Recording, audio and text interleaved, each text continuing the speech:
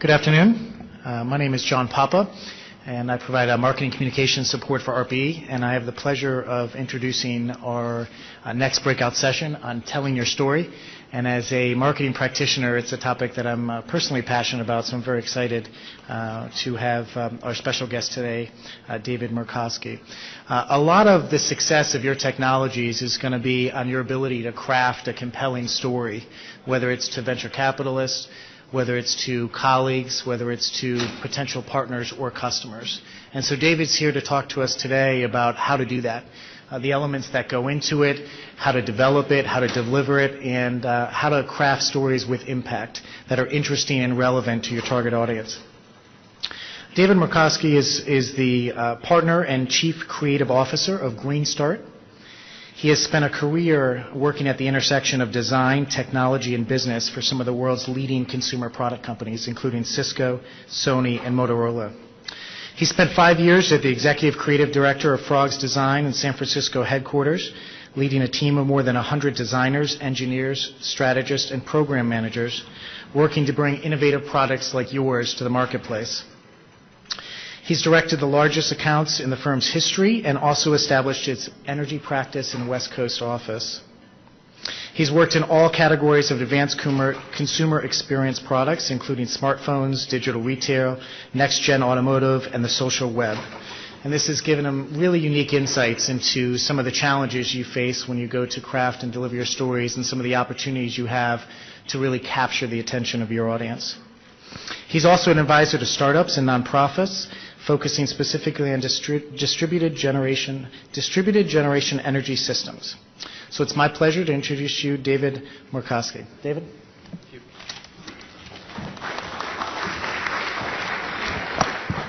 Thank you. Change over to the magic of telling your story. So this talk is about telling your story. Which means either you've got a really good story that you want to tell, or you're here because you just want to hear a good story. And if you're here for the latter, then I'll get that out of the way. So here's actually a story I'm going to tell about someone else, which is my 4-year-old son. He's the one on the left. And this shot was taken moments after he told his very first story. Okay? It's going to be a killer. Here goes. This is his story. Once upon a time, the end. Okay, so he got part of it right. He got the idea that there are frames that we tell stories within. He had discovered this essential feature. Of course, he had to get there first from learning sounds. He had to learn words and language. And then he got to stories. And what fascinates me is not that we all want to hear a story. What child has never said, I don't want to hear a story? But what is it about us in this room that want to tell a story? And more importantly, how did we learn to tell this story in the first place?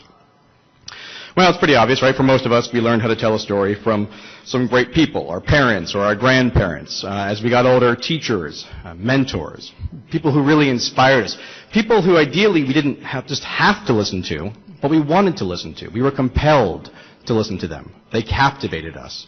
They hooked us. We were enchanted by how they did that thing, that magic power they had. And we wanted that magic power, right? We wanted to control it ourselves, but with our own story. And so essentially we borrowed or we took the frames, the way of storytelling that they were using on us, and we made it our own. Today the most powerful storytellers really aren't even individuals like that. The most powerful storytellers really are all of us. And I mean that in the sense of media and press, but really in this kind of Google+, Blog, Yelp, WordPress, Twitterverse, world of ours thing, we're all telling so many more stories than we ever did before. And we are over-indexing on stories. Stories within stories, stories about stories, stories from the past colliding with stories from the present. It's like a tidal wave of stories is just running over us. And so, if you want to have your story be heard, if you want to tell your story, you're going to have to compete with these stories. So that's what I'm going to tell you about today. About how to tell your story. How to tell better stories, and how to tell stories better. I'm going to do this in 10 slides. 3 actionable techniques, and then maybe an activity or 2. Cool? All right, and that's me doing stage A of storytelling. That's the frame. Stage A, always tell them you're going to tell them a story. Yeah? Then tell your story, and then tell them you told them a story. That's very important. And we often forget this part of the technique. It can only take a second, a minute. Oh, you want to hear about my research? Oh, my company's plans for world domination. Let me tell you. Create space for the story. I don't know how many of you were in Steve Blank's presentation just now. The lights dimmed. The music got a little louder. A storytelling moment is a special moment. There is that little magic, that potential for power. And you want to create space for that.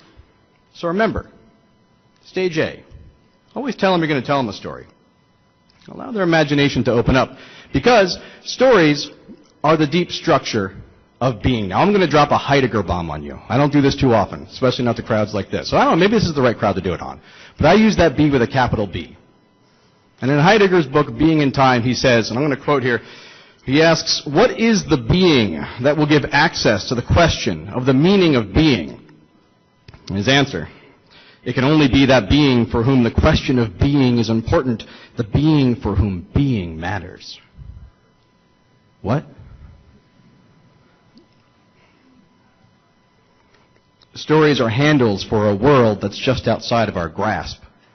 Stories are what beat back the night, the wilderness of ideas, of confusion, anxiety, fear. Stories are how we stay warm and safe. Stories are how we stay alive and how we stay human. Stories are not abstractions from life. They are how we engage with it. We make stories, and in turn, stories make us. We're all telling stories to each other to stay alive. That's what I mean by stories of the deep structure of being. In a world of seemingly meaninglessness, we have meaning. You know, a lot of people want to know, what is the structure? You know, what is it made of? What are these building blocks, then, of this meaning, of this story? A lot of people put forward an answer, analogies. Douglas Hofstadter said it very well. Analogies are the core of cognition. Right? Analogies. This is like that. One thing is logically like another, or at least part of it is logically like another. Cars, they're like horses, only different. And I think that's right. I think it's intuitively fair to say that in the logical argument of an analogy, you get close to transferring meaning. But we are affective creatures as much as we are cognitive creatures. That is, you can tell a story to both the head and the heart. Enter metaphor. If analogy is this is like that, logically, then metaphor is this is that, directly. It's like going from a laptop to an iPad, right? You can touch it directly, those buttons on the screen. It feels different. It's not like you're at a distance with a mouse and a keyboard, and it's kind of like you're moving things on the screen. You are moving things on the screen. In interface design, we call that direct manipulation, and that's kind of what metaphor is. It's a sort of direct manipulation. What you touch is what you get. I guess maybe it's a poor analogy to say that metaphors are the iPads of storytelling. So let me explain. The conceptual theory of metaphor suggests knowledge is structured around the direct mapping of the physical experience to your mind. And when I invoke a metaphor, I'm actually directly causing your mind to feel, to sensate, the way it does in the real world. Now, that's an argument. And there are, in fact, 2 camps around this. The first camp is the one I just described, that they are, in fact, logically bound that way, that when I say that metaphor in that rich language, it's triggering the sensate experience in you to come out. The other camp, however, says, no, that's not true at all. If you say something like, I've had a rough day, well, it's still an analogy. You've just learned. Rough has 2 meanings, both abrasive, but also bad. And your brain's able to toggle back and forth between those two. So how do we know? Well, recently, some studies at Emory University have shown, and this is just one clue, it's not the answer, that if you look at the brain, when two equal phrases, one metaphorically rich and the other literal, are both communicating an idea, let's say, for instance, he's wet behind the ears versus he's naive, or it was a hairy situation versus it was a challenging situation.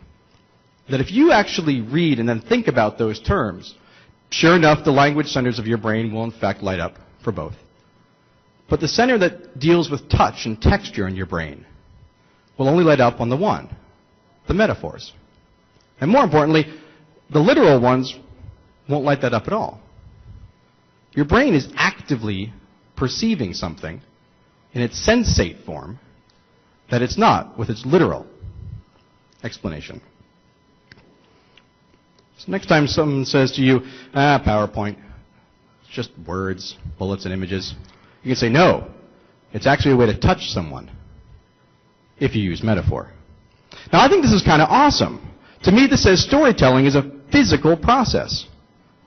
It means you're actually able, I'm actually able to communicate with you on more than a cognitive level, on an affective level.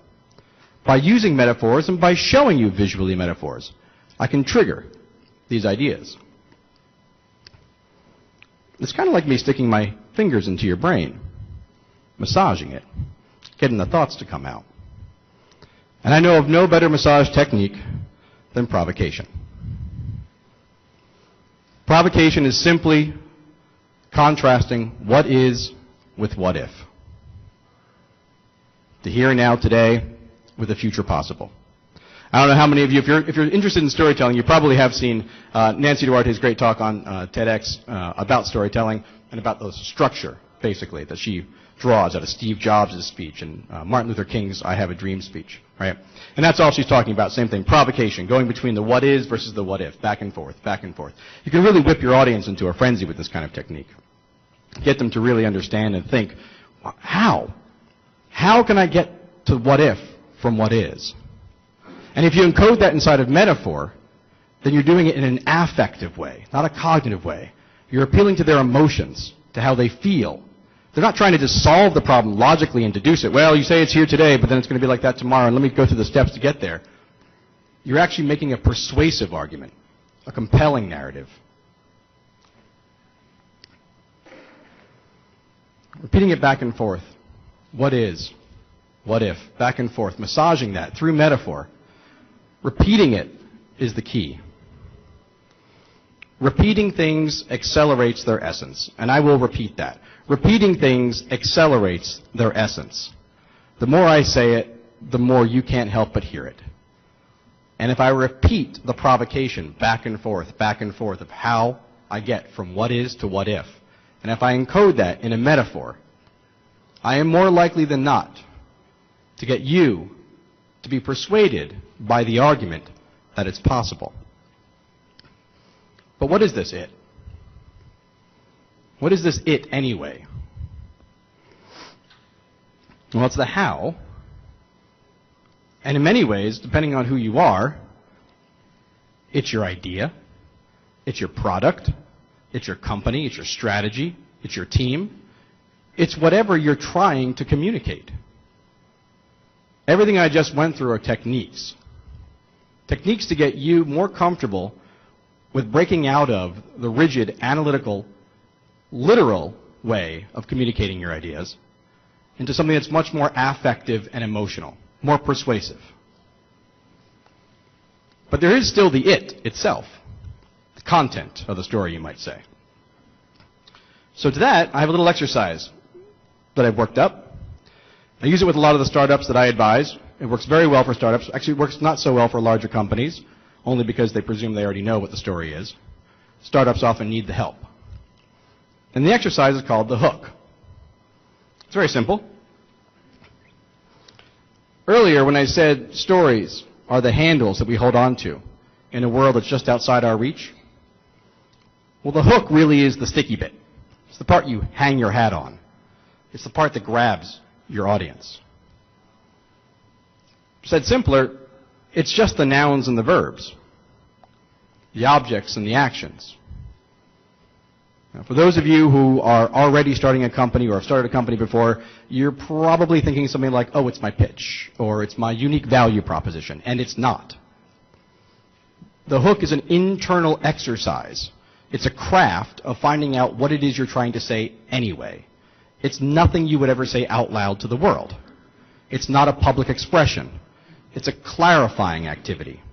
What is the simplest, most effective way, using only nouns and verbs, that you can communicate what you are trying to tell a story about? Now, I know this is hard. It takes startups I work with a couple hours, if not a week, to really fully grasp the power of this technique. And so what I think I'll do is I'll switch over real quickly here on my fantastic laptop to a video.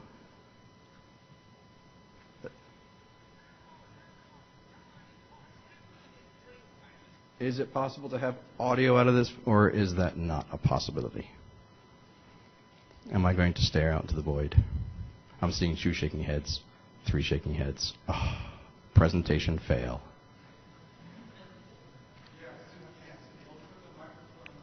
Oh, innovators. Let's see if this works, people.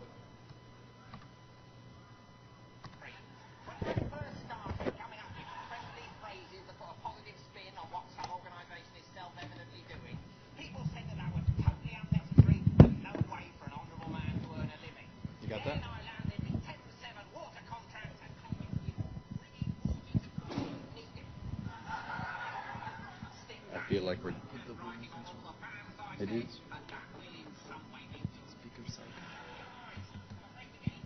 Mm.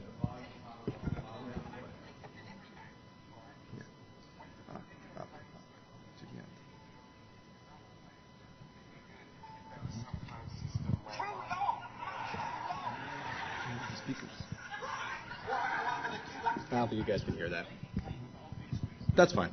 Actually, there's some words on here that help you understand it anyway. Oh, sorry, say again? Oh, of the video player?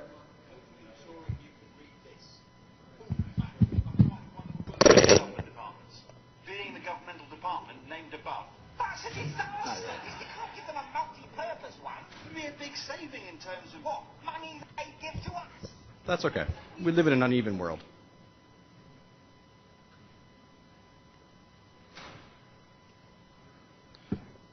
The simple point of the video, you may have seen it in some of the writings I had on the video. It said things like this: wall, separating the outside from the inside. Door, moving you from here to there. It's not dressed up language. It's not poetic. It's basic, and it's simple. I'll do an example. Nissan and the Leaf. Here's theirs. Simple objects and actions, nouns and verbs. Drivers and gasoline. Those are the nouns. Don't need. That's the verb. Yep.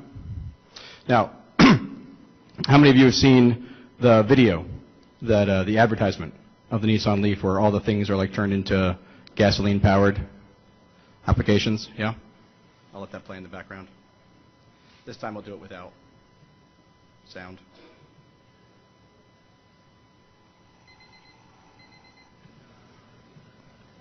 I'll let that play. What they're showing is an expression of the hook.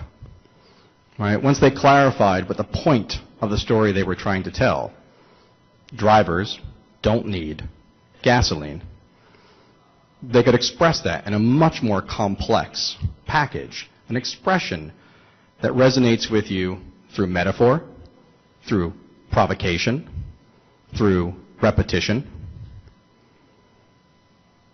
and treats the idea, the basic idea of drivers don't need gasoline.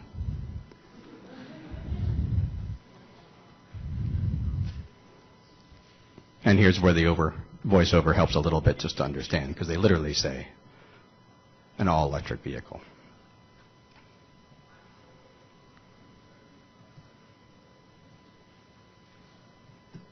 Oof.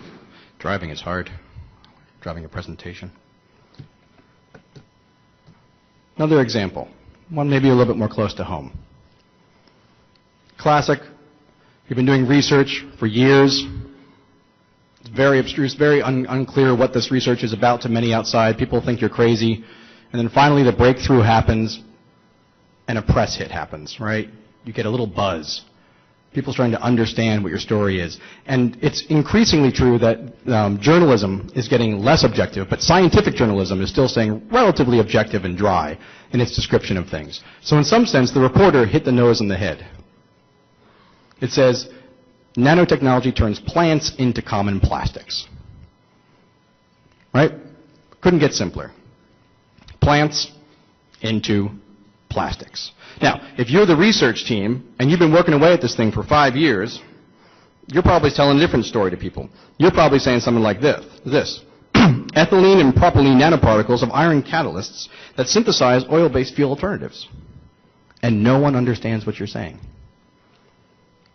That's a hook, sure, in the sense that it's got nouns and it's got verbs, but it's not tangible. It's not simple. It's Occam's razor. If you can express something, all things being equal, if you can express something simpler, do it. Is it right? No. Of course not. Is it plants? No. Is it plastics? No. Is it turning into? No. But a hook is not about getting it right. It's about getting it tight. It's an internal exercise. You focus with your team about trying to communicate the essence as real and tangible as you can get it, so that after you get that hook, like the Nissan Leaf commercial, you can express it any way you want. You can get your poetic value proposition. You can get your fantastic web video. But now everyone knows what it is essentially they are trying to communicate with, and by packaging that in metaphor and provocation and repeating that, you're more effectively able to persuade an audience of the content of your message.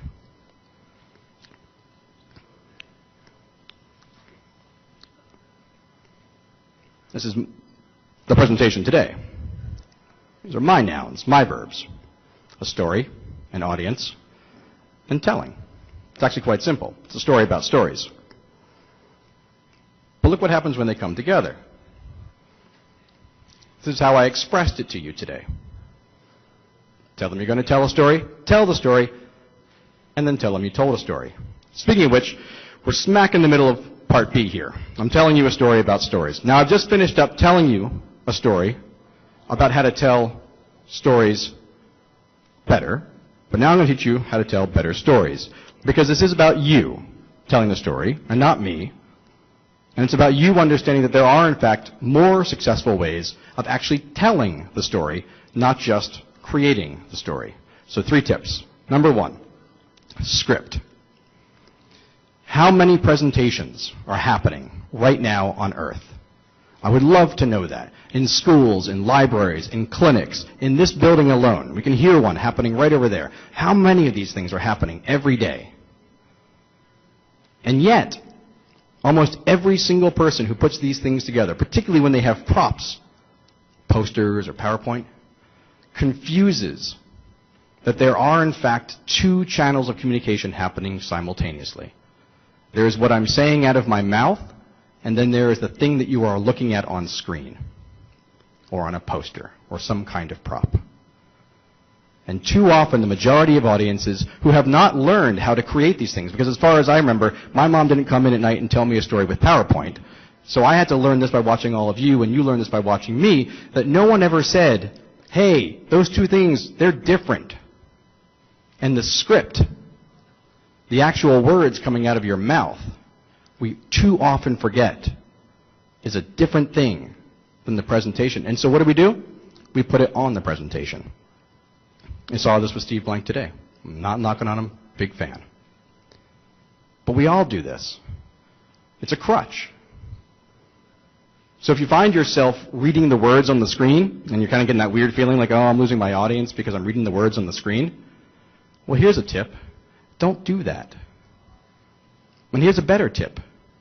Next time you make a presentation, write a script first. Write down what you're going to say. And especially, try the hook exercise. Try to get the objects and actions, those root nouns and verbs first, before you even write the script. And then once you have a script, figure out what your slides are. And I know that's hard because we have lots of slideware and we want to copy and paste and we want to use, stand on the shoulder of giants. That's fine. And you can get there. But first write that script.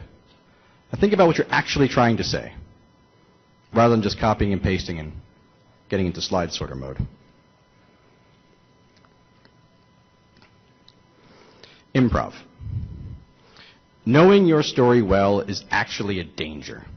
If you appear like you know your story too well, you will come across stiff.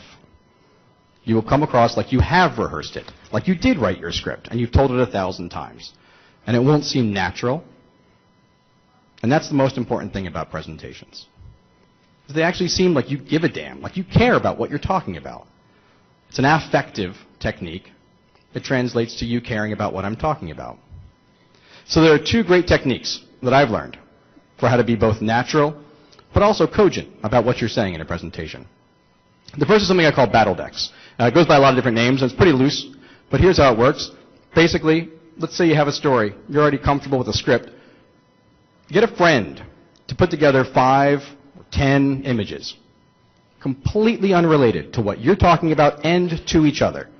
Put it in a PowerPoint, and then try telling your story to those images.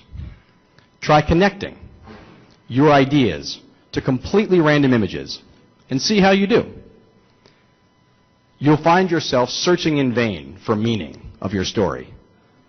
It'll hone your instincts about what parts of your story to leave out and what parts make the most sense. It could be 5 minutes long if it's 5 slides, 10 minutes long if it's 10 slides. It's a technique. Again, internal, with your team, in a safe place. Try it. The second one is more interesting. How many of you have heard of Pechakucha?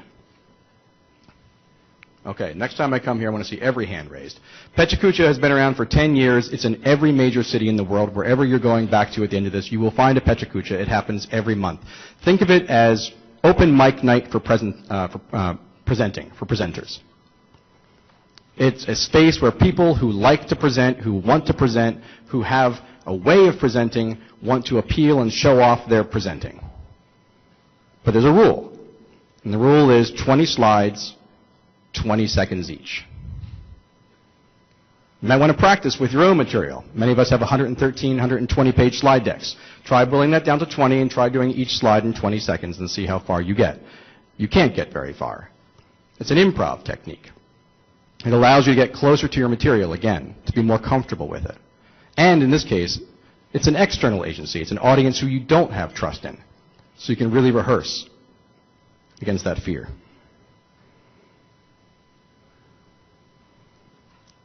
And the last technique is one that's pretty common to all of us, but it's good to remind ourselves. We saw it actually 4 times in Steve Blank's presentation. It's just the power of the number 3. When in doubt, use number 3. How many things should I list here? 3. How many techniques should I have in this presentation? 3.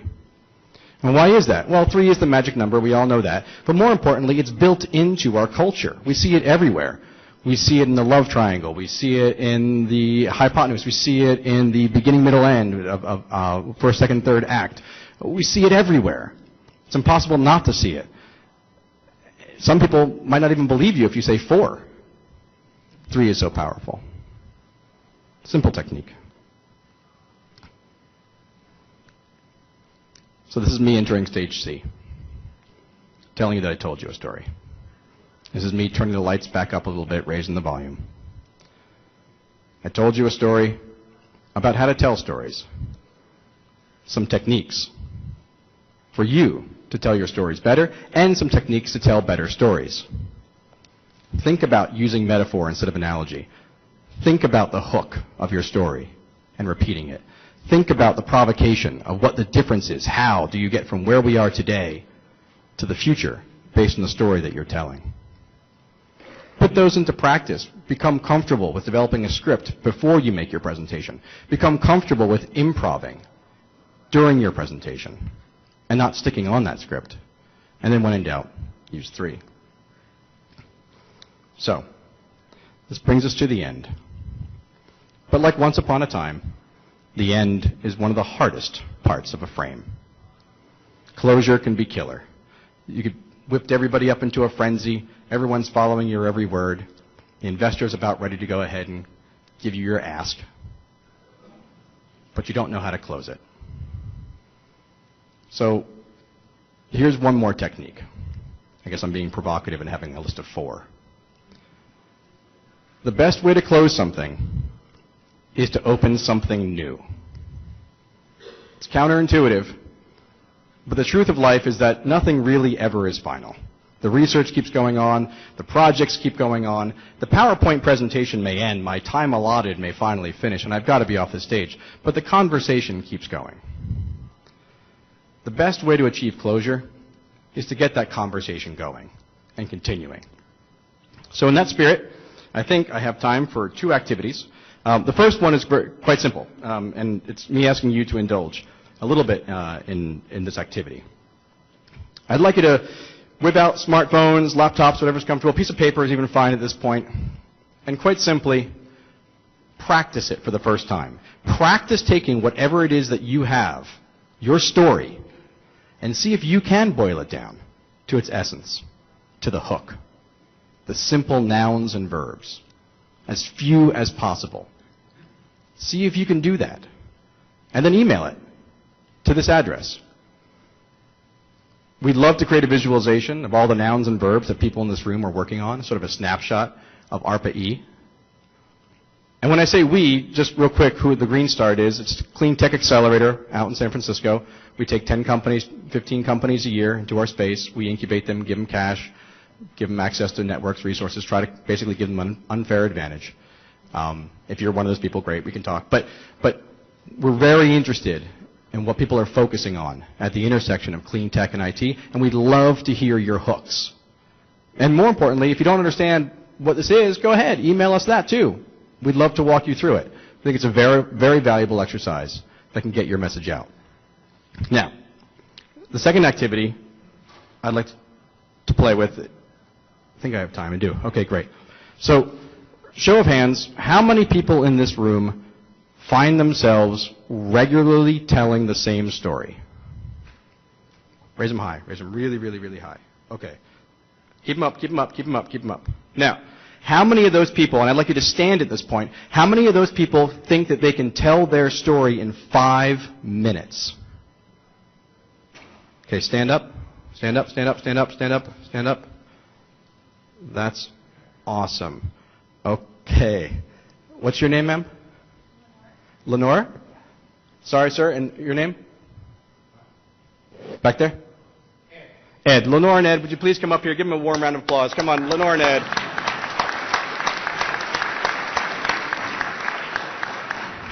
Come on up here, because we're going to play a little battle decks. I'm going to give this one real feeling. By the way, it's a great technique to get people to stand up before they do something. All right. So, in order to do this appropriately, because it is a battle and there is a winner, I'm going to give preference to Lenore because she stood up first before Ed did. Ed, I'm going to ask you to go into the cone of silence because it's very unfair for you to hear Lenore's amazing ability at battle decks. And so what we're going to do is we're going to ask you to turn away from the screen, and then basically that's playing. You can adjust the volume to your liking. How's that? Are you kind of trapped out? Yeah, sure, you can. There. Those were not stolen from the plane on the way over here. All right, Lenore? No, it's not going to be great. You said you could tell your story in 5 minutes, and you do it all the time. Okay, here's how it's going to work. You are in complete control of telling your story. I am in complete control of the slides. All right? There are 5 slides. You have 5 minutes. Your job is to tell your story as compelling as you can to this audience, and you win if it connects to the images on screen. Are you ready? As ready as I'm going to be. Thank you, Lenore. You're a genius. Okay, here we go. Ready? And go. So there is a So right now we need fuel to power everything from our cars to airplanes, but right now things are falling short, and we don't have all the power we need to keep up with the current demands.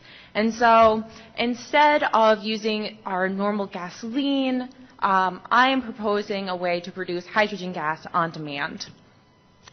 And so all over, universities are working on projects like this all over the world, and we can use the sun to take energy and convert it using synthetic photosynthesis, and just like plants do, create this hydrogen gas and through reduction of chemicals. Now, this makes oil CEOs really angry.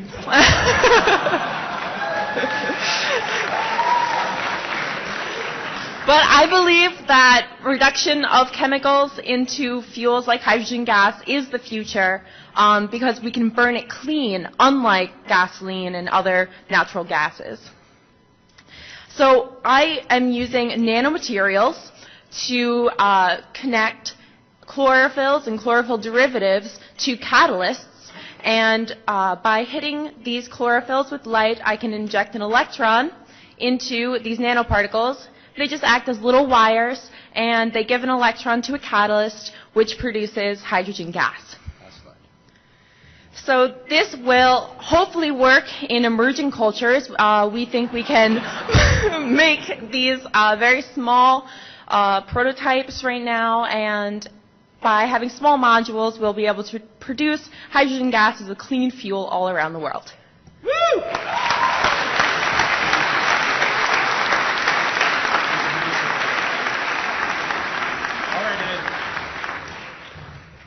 Was that lovely? Oh, it's amazing. Great. Come on up. All right, give Ed a big hand. He's got a harder challenge here.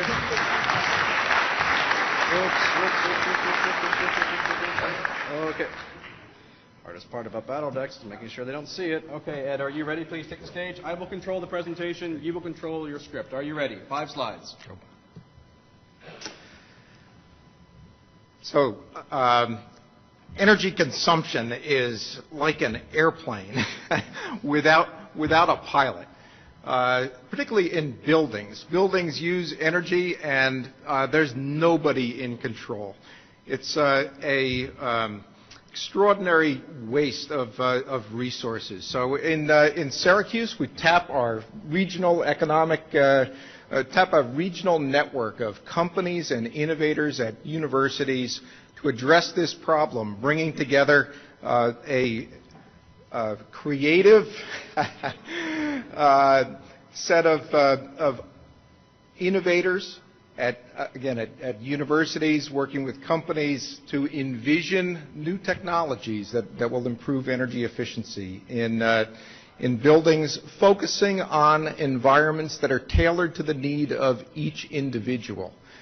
Our approach to conditioning indoor environments has been the same for 100 years, and we take the approach of one size fits all. What the world needs is a new approach where each individual has control of their environment. In a room like this, each person should have the technology to control their temperature, their humidity, the airflow, and that's an approach that even the most discerning animals would require of their owners. One of the really terrific things in a place like this is if somebody sneezes, everybody's going to get sick. And this is the allergen that you'll be exposed to. So again, this idea of personal control in built environments enables us to improve the health and security of building environments, and it gives peace of mind to one's being at a very deep level. Nice. Thank you, man.